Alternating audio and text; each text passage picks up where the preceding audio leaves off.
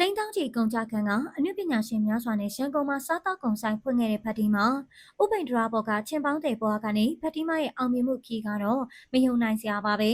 အခုဆိုဖက်တီမမှာရန်ကုန်မြို့ကြီးမှာတိန်းပေါင်းတောင်းချီကျော်ကုန်ကြခံပြီးဆိုင်ခွဲကြီးကြီးတစ်ခုဖွင့်လှစ်လိုက်တာပါဖက်တီမဆိုတော့တစ်ချိန်ကမန္တလေးဥပိန်ဒရာဘော်မှာတမယာတီးတုတ်လေးရှောင်းရင်ဘဝကိုရုန်းကန်ခဲ့ရတဲ့ဈေးတင်မလေးပါ